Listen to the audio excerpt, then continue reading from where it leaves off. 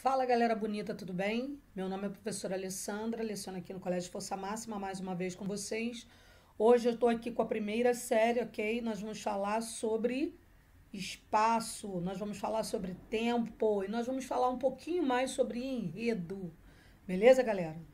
Estamos aqui mais uma vez, eu dou boa tarde, bom dia, boa noite para você. Espero que você esteja bem e a sua família também, né? Então nós vamos começar um próximo módulo aí, o módulo 12, com muita alegria, com muita satisfação, desejando a todos muita saúde e que tudo isso passe o mais rápido possível. Beleza, galera? Então nós vamos hoje, tá? Já endereçando aí o módulo, eu vou pedir a vocês para refletirem comigo, né, toda essa atmosfera aí, um status. Eu sempre gosto, né, de fazer uma reflexão antes da minha aula. Então, vamos refletir aqui comigo um pouquinho. Não aguarde por dias melhores. Viva o agora, porque esse é o instante mais valioso da sua vida. Nós, infelizmente, não temos bolas de cristal, não temos, né, aquela máquina de volta para o futuro ou para o passado para saber, né, o que vai acontecer, o que já aconteceu, se dá para mudar alguma coisa. Não, é esse o momento. Então, vive esse momento com intensidade, vive esse momento com muita estrutura, com muita responsabilidade, porque o momento também exige isso, responsabilidade tanto dos nossos atos quanto para com os demais. Beleza? Um beijo para vocês. Vamos lá, vamos curtir a aula, vamos nessa. Bom, a gente está falando hoje sobre narração, enredo, espaço e tempo. Quando eu penso essa esfera, né, a gente já comentou sobre a narração, o ato de narrar, o ato de contar, né, nós vemos que esses elementos eles são muito importantes, né? Não é apenas a questão do narrador e do personagem, né, mas nós devemos ter em mente que essa estrutura que o enredo propõe, porque o enredo é propriamente a história, né? Ele permeia alguns outros elementos que são também desencadeadores da fluência do conto, né? Da fluência da narração. Eu não tenho como ter uma narração completa sem ter esses itens, o enredo, o espaço, o tempo, os personagens, o clímax, né? O desenvolvimento da história, o fechamento, então tudo isso está englobado. Então hoje nós vamos estudar esses três itens aí com mais rigor. Primeiro nós vemos aqui a questão do enredo, né, galera? Enredo, espaço e o tempo. Os elementos básicos de uma narrativa são personagem, o espaço e o tempo, organizados no enredo por um narrador. O espaço em que as ações acontecem está o que? Intimamente ligado ao tempo em que ocorrem, na mesma maneira em que ambos estão ligados à caracterização dos personagens. E nesta articulação, né, que a gente chama de enredo, é que se instaura um movimento que faz o leitor envolver-se no que é narrado. Então, tudo que está envolvendo realmente essa trajetória da narração, ela tem um fator, né, cada um desses itens tem um fator importantíssimo para, né, o desenvolvimento daquilo que é o que? Narrado, ok? Peguei aqui minha caneta rapidinho para desenvolver com vocês, beleza? Então vamos ao próximo slide. O que é enredo? Né? Eu coloquei aqui para vocês um questionamento. O enredo é encadeado, um encadeamento, um conjunto, né, de ações executadas ou a executar pelas personagens. Ou os personagens. Nós já falamos aqui que a palavra personagem é comum de dois gêneros, né? Então nós podemos colocar no feminino ou no masculino. Numa ficção ou numa vida real, tá? A fim de criar sentido e emoção no espectador. É um conjunto de fatos costurados e compõe-se a estrutura de uma narrativa a partir do estabelecimento dessas relações de coesão, né? Da estrutura. Como é que a gente estrutura a questão da coesão? A coesão nada mais é do que você encadear os elementos de maneira correta, com o emprego, né, de conjunções, de pronomes, né, a estrutura frasal de maneira adequada para que você comece a contar a sua narração, beleza? É o desenrolar dos acontecimentos propriamente dito, aquilo que eu falei para vocês, né, galera? Reconhecido, minha coordenação motora tá ótima, vocês estão vendo aí, né? Popularmente, como a história em si é relatada, beleza?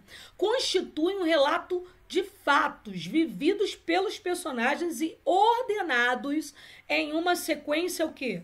Lógica e temporal. Por isso ele se organiza pela colocação de quê? De verbos de ação que indicam a movimentação dos personagens no tempo e no espaço. Então, olha só, vejam vocês que o enredo, ele pega todas essas particularidades que eu envolvi dos elementos que compõem a narrativa para que ele se preencha, vamos dizer assim, de significado. Qual é o significado, então, do enredo? Né? O enredo, ele é a história, mas para que a história aconteça e seja proferida e seja dita, lida, vivenciada, eu preciso desses outros aspectos que vão ser coordenados, né? E que vão equivaler à minha narração, beleza? Eu tenho aí a movimentação, né, das personagens no tempo e no espaço por meio de quê, galera? Recursos narrativos, né? Como que o mistério, o suspense, o flashback, os intervalos e etc. Ok? A ordem linear, né? Ela pode ser interrompida pela não linearidade também, né? O que é linear e não linear? O linear é aquilo que você tem uma ordem do início, o começo, né? O meio e o fim. O não linear é a quebra dessa ordenação, né? Então, se eu quebro essa ordenação do começo, meio e fim, eu vou ter uma ordem não linear. Então, eu posso variar, né? Eu posso ter, por exemplo, vou mostrar alguns exemplos aí para vocês. O Machado de Assis, em Memórias Póstumas de Brás Cubas, por exemplo, ele começa o livro narrando a morte, né, dele, como ele morreu, até os dias vividos por ele. Beleza, galera? Então, olha lá. Então, fatos sequenciados, com começo, meio e fim, né, podem fugir nessa sequência, o que a gente vai chamar de linearidade ou não linearidade. Beleza, galera? Então, pode se desenvolver aqui no enredo um romance, né, um conto, uma novela, né, a obra, né, em prosa, né, ou em forma de poesia, porque eu também tenho histórias, né, em enredo em forma de poesia, vocês vão ver isso aí. Pode ser encontrado aqui, ó, como eu acabei de falar, num poema, numa peça de teatro, um enredo, num filme, o enredo do filme, né, a novela de televisão, né, a telenovela, a fotonovela, que são aquelas que vocês não têm muito disso ainda desenvolvido, né, na mente de vocês, até porque vocês não participaram desse momento da fotonovela. Eram fotos que eram publicadas em revistas, né, de grande circulação, com as legendas embaixo, com as falas, como se fossem histórias em quadrinhos mesmo, e passadas, né, como se fossem novelas, com as fotos das pessoas. Uma história em quadrinhos também tem um enredo, né? E pode aparecer também na música, como a espinha dorsal de um desfile de escola de samba, por exemplo, o samba enredo. Quando a gente fala o samba enredo da escola de Vila Isabel, né, de Caxias, com a Grande Rio. Então eu vou colocar aqui para vocês, por exemplo, né, o enredo de uma escola de samba. Aí eu separei aqui para vocês, por exemplo, né, o da União da Ilha, do governador. Aí, quando desfila, eu peguei o desfile de 2020, desse ano, né? Então, eu coloquei lá, penúltima escola de domingo, entre 2 horas da manhã, 2h30, até as 3h20, mais ou menos, né? Que é o horário estabelecido por eles. E aqui, eles separam os carnavalescos e o enredo, que é o que nos interessa. Então, o enredo aqui da União da Ilha é o seguinte: nas encruzilhadas da vida, entre becos, ruas e vielas, a sorte está lançada. Salve-se quem puder, né? Então, ó, a Raad e Bora estreiam no grupo especial contando a história do baiano Joãozinho da Gomeia. Babalorixá do Candomblé fincou base em Duque de Caxias, na Baixada Fluminense, terra da Grande Rio, ganhou fama no país e recebeu, né, alguns artistas, embaixadores e políticos como o Getúlio Vargas. Então vamos lá. E aí o samba, né, da União da Ilha. Eu coloquei aqui para vocês, né, o samba da União da Ilha. Como é que isso vai se desenvolver? Beleza, galera? Então, eu tenho aqui, por exemplo, dentro do enredo, né, que narra esse grito, né, que eles fazem da questão de mostrar como as comunidades, né, estão tentando mostrar sua voz. Então, ó, Senhor, eu sou a ilha, e no meu ventre essa verdade que impera, que é invisível entre becos e vielas, de que desperta para viver esta ilusão e vai trabalhar. Antes do sol levantar de novo, a voz de Ancor cala o meu povo não soa, mãe dignidade do meu destino. Rogo em prece seus meus meninos.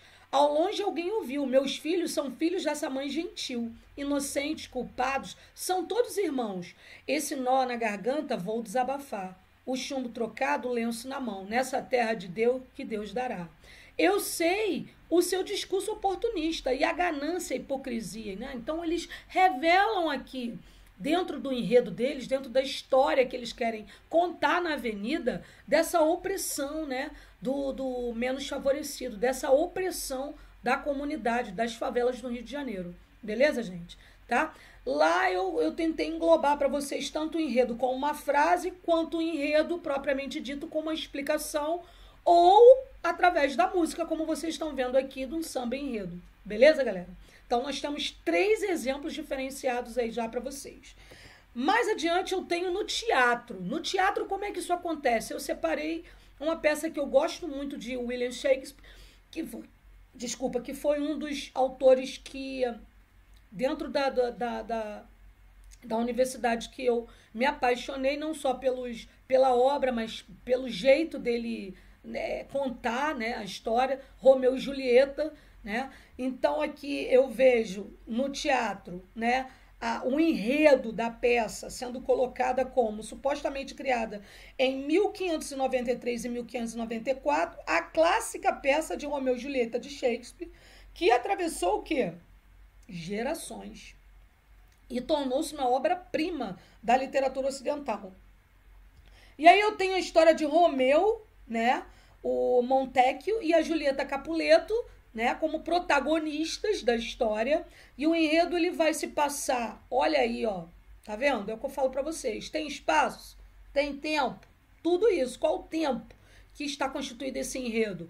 Foi criado entre 1593 e 1594, então a peça ela se desenrola com esse contexto, beleza? Então eu tenho o interior da história da Itália, que é Verona, como um espaço para que essa narrativa ocorra. Ó, Verona é o palco do conflito histórico entre 2 famílias tradicionais, a Montecchio e os Capuleto. Então, são 2 famílias que estão o quê? Rivais, são rivais, né?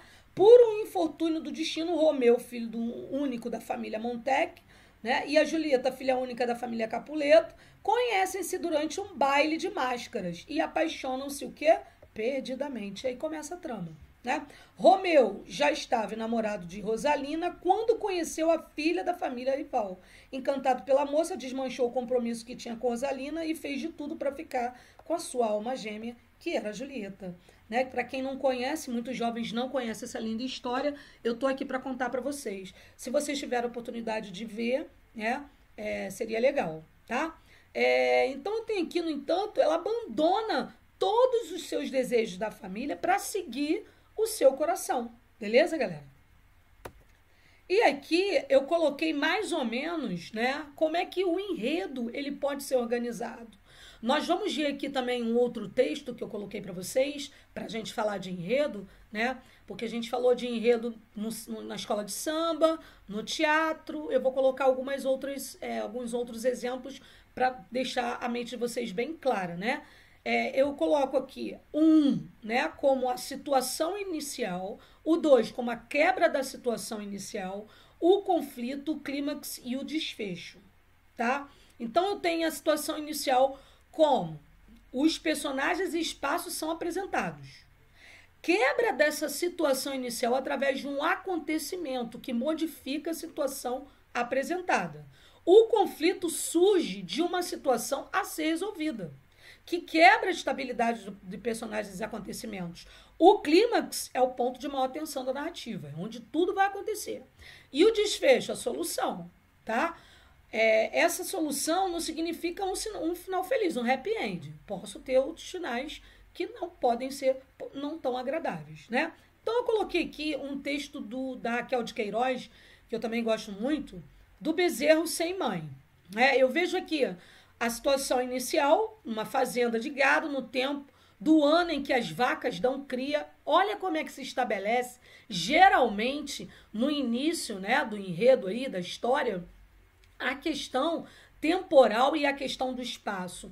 Já vão começando a definir a questão do narrador, né, a questão dos personagens que podem vir aparecendo, né, adiante na história, mas o que fica bem claro, geralmente não são todas as narrativas que vão apresentar essa proposição de espaço e de tempo logo no início, tá, galera? Então, prestar atenção nisso aí.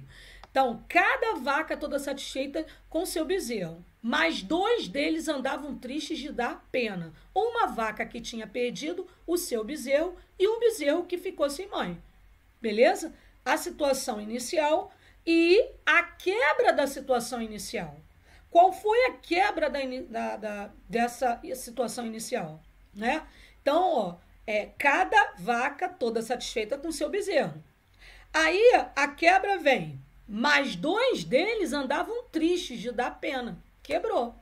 Beleza? Aí vem a terceira. A terceira é o quê? É o conflito. Eu vejo o conflito aonde? Uma vaca que tinha perdido o seu bezerro e um bezerro que ficou sem a mãe. Esse é o conflito apresentado. Eu demonstro aqui a questão do quê? De uma situação a ser resolvida. Beleza para vocês? Vamos voltar. Eu tenho a 4 como? Eu vou ficar voltando para vocês prestarem atenção em tudo isso que a gente está comentando. E por 3 dias foi aquela mascarada. Mas no 4º dia a vaca de repente meteu o focinho no couro e puxou fora o disfarce. Lambeu o bezerrinho direto como se dissesse, agora você já está atodado. Aí vem aqui, ó, a 4, que é o quê? O clímax, o ponto de maior atenção. É onde nós vamos fixar nossa atenção, beleza? Olha lá. E, por último, ficam os 2 no maior amor, como o filho e a mãe de verdade. E eu tenho aqui, então, a solução desse conflito. Beleza? Vamos para a próxima. O que é tempo? O que é tempo, galera? Tempo aqui é um conjunto de momentos em que se desenrolam os fatos de uma narrativa. Eu tenho tempo que eu posso chamar de tempo cronológico e o tempo que eu vou chamar de tempo o quê? Psicológico. Eu vou mudar aqui de cor para que vocês tenham essa idealização aqui junto comigo. Vai acompanhando, tenta acompanhar aí.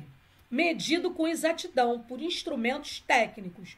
Os minutos, as horas, os dias, os anos. Noções assinaladas de uma forma o quê? Precisa, por ponteiros numéricos que ilustram essa marcação temporal, né? Então, se eu vou falar há muito tempo atrás, num dia, durante as férias, né? Durante séculos, por 4 anos, né? Sempre vão ter umas marcações, algumas coisas que vão lembrar essa ordem temporal para vocês, né? Essas palavras que vão mostrar, que vão ilustrar o tempo dentro dessa narrativa, tá? E o tempo psicológico, o que é o tempo psicológico? É o sentimento que vai controlar essa medição, né? O sentimento. Então, sofrimentos que provocam a sensação de uma demora maior do que os instantes passem, né? Bem como as alegrias, as euforias, que fazem esses mesmos momentos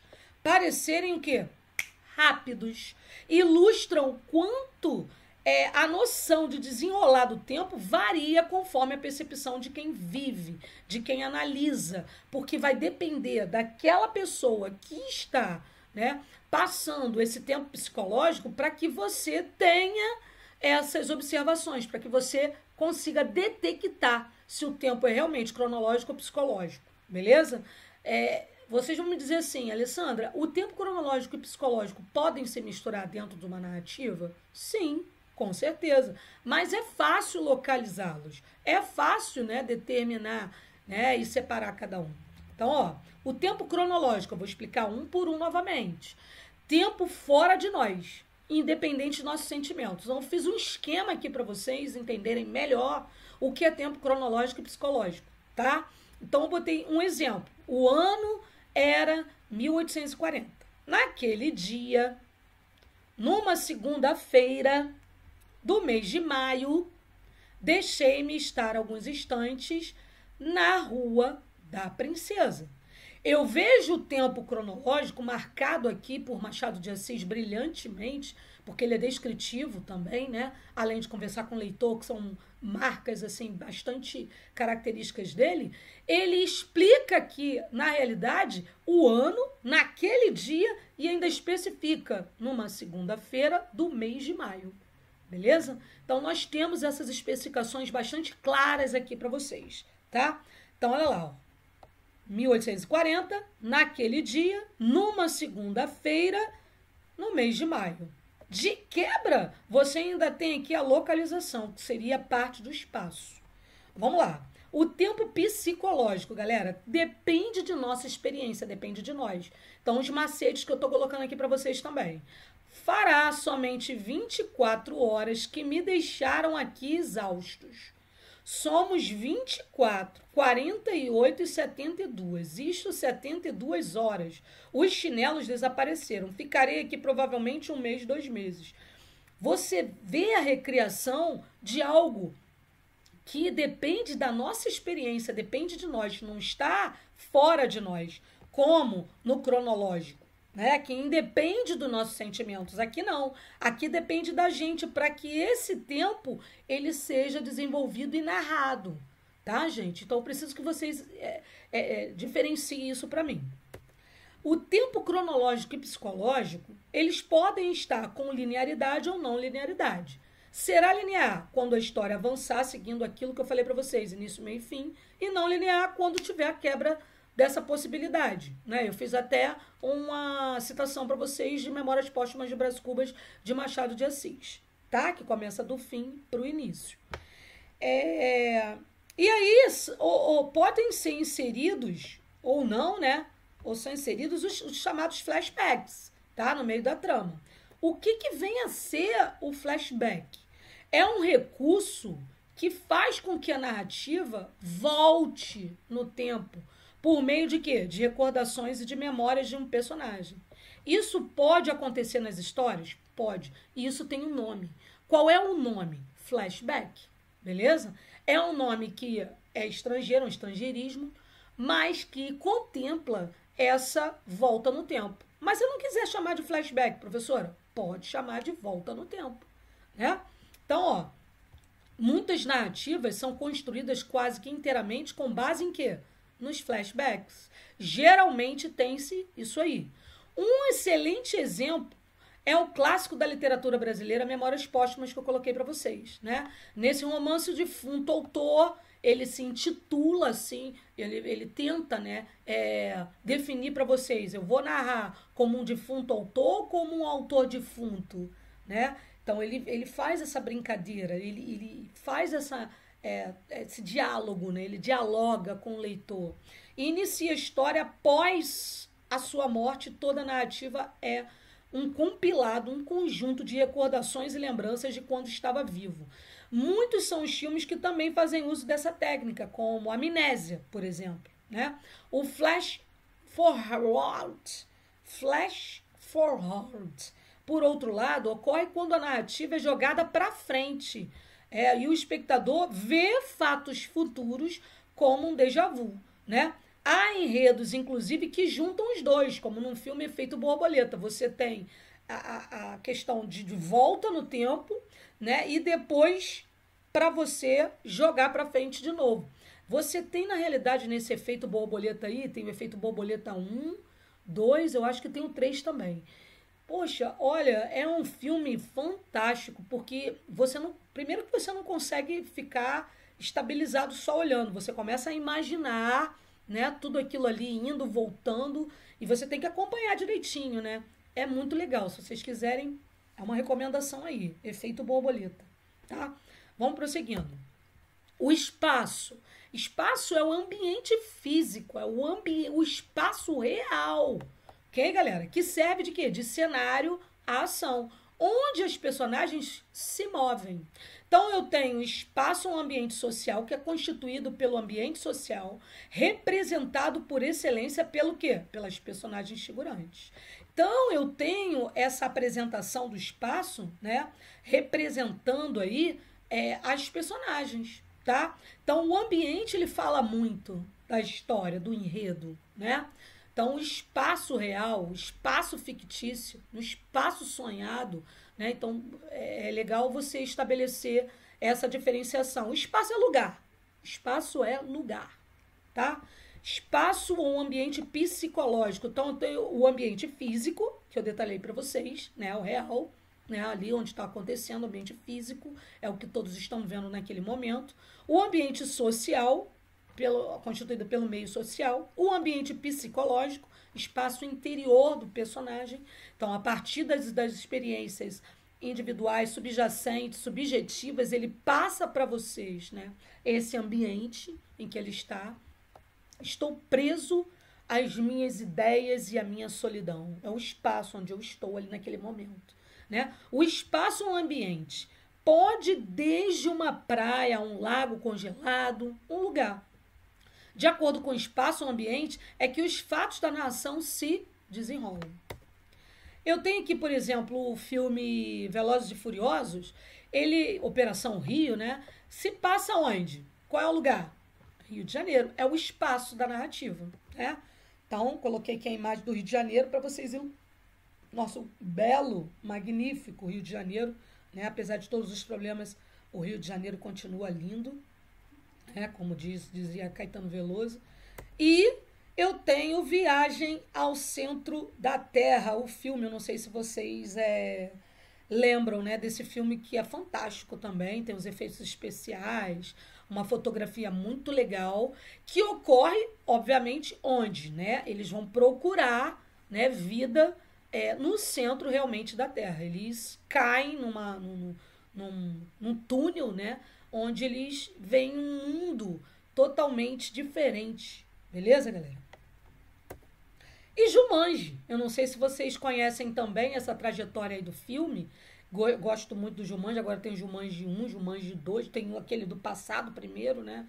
E que ele ocorre dentro da atmosfera de um videogame, né? Videogame, um Atari, o videogame mesmo. Então lá dentro eu tenho vários lugares lá retratados no videogame que são, vamos dizer assim, virtuais, em que você tem essa possibilidade, né, do espaço acontecer. Lembrando que antes, né, eu tinha espaço dentro da casa de uma pessoa, que eles ligam aí o videogame, e através dessa inclusão deles ao videogame, eles aparecem já em outro espaço, né, num espaço já retratado por esse jogo, Jumanji, né? Jumanji seria um jogo, beleza? Tudo bem? E eu acho que assim, eu detalhei para vocês, né, bastante, mas uma coisa que me veio à cabeça também foi esse filme O Extraordinário. Ambas são noções de espaço, né? São muito importantes para o que o leitor possa visualizar o ambiente de acordo ou não com a percepção do autor, né? Então, na verdade, por exemplo, no filme Extraordinário, nós vemos o protagonista, né? Ele, na verdade, ele se esconde com esse capacete, né? Que ele ganhou, né, de uma amiga da irmã dele, e que, na verdade, ele tem um rosto, né, transfigurado já de nascença, né? Ele vem com essa transfiguração do rosto, ele esconde o rosto dele com esse capacete e ele sonha realmente ser um astronauta, né? Então, eu vejo aqui a ambientação dele, né, tanto no quarto dele quanto do psicológico dele está envolvido, né? E o quarto, ele vê a atmosfera do quarto dele, é toda envolvendo essa noção intergaláctica, né? Então eu achei muito interessante colocar essa foto para vocês do filme. E o enredo, ele mostra isso também pra gente, por isso que essa interligação do enredo, né, com o tempo, com o espaço, é tão magnífica, tão bonita, para que vocês tivessem essa noção macro, né, do negócio. Então, o ambiente físico, o quarto dele, né, e o ambiente psicológico dele, né, que ele imagina, ele pulando na cama, essa foto aí ilustra bem isso, pulando na cama e mostrando, né, na realidade, aquilo que ele sonha, né? Como é que está o espaço que ele imagina dentro da mente dele. Então, ele tenta recriar, a partir daquela imposição, né, dele com o capacete, o espaço que ele tenta demonstrar pra gente, tá, galera? A verossimilhança, todo mundo já leu em um livro ou assistiu a um filme e diante desse determinado acontecimento, ele teve o seguinte pensamento, né? Isso jamais poderia ocorrer na realidade, né? O que acontece muito com a questão do tema, né? Que a gente prevê ou até vislumbra alguma coisa assim. A verossimilhança ela tem a ver com essa proximidade da realidade, tá? Então é importante a gente estudar a verossimilhança aqui dentro do enredo e das perspectivas de tempo e de espaço, porque a gente tenta igualar sempre, né, as narrativas ficcionais, né, com essa questão verossímil, com essa questão da aproximação. Então nós dizemos que na verdade, a verossimilhança, né, que é um fator essencial quando tem a questão da aproximação com a verdade. Então, dizemos que há verossimilhança interna, quando a narrativa é criada no sentido que faz sentido dentro do próprio texto, e verossimilhança externa, quando a narrativa faz sentido no mundo em que vivemos, tá? Então, há essa diferenciação. O verossímil, por exemplo, para vocês concluírem aí na mente de vocês. O objetivo da poesia e da arte literária em geral não é o real concreto, verdadeiro, aquilo que de fato aconteceu, mas sim o verossímil, que pode acontecer, considerado na sua universalidade. Então, na verdade, eu tenho um universo e essa aproximação que eu recrio com a questão da poesia, né, que a gente diz que a arte imita a vida, né, ou a vida imita a arte. A gente brinca um pouquinho, né, com essas nuances aí. Ela vai tentar mostrar essa semelhança. Então, ó, semelhante à verdade, que parece verdadeiro, que não impugna o que? A verdade, né? De acordo com Aurélio Buarque de Holanda, um dicionário que eu prezo muito. Então, verossimilhança externa, maior compromisso com as leis que regem a realidade, e verossimilhança interna, a possibilidade de criar situações que valem apenas o contexto da obra. Beleza? Eu coloquei aqui uma foto, né, de um filme que eu gosto muito, Matrix, né, que faz essa retratação da verossimilhança de uma maneira muito clara, né? Você vê que você tem essa realidade, esse mundo, né, paralelo. Ele tenta mostrar isso no filme Matrix. Beleza? Então assim, ó, um beijo bem gostoso para vocês. Fiquem com Deus, que tudo dê certo na vida de vocês. Estou aqui sempre, tá? Vocês precisarem, espero que vocês fiquem bem, tá? Um beijão, obrigada pela paciência e qualquer coisa é só rebobinar a fita aí, tá? Beijão, tchau.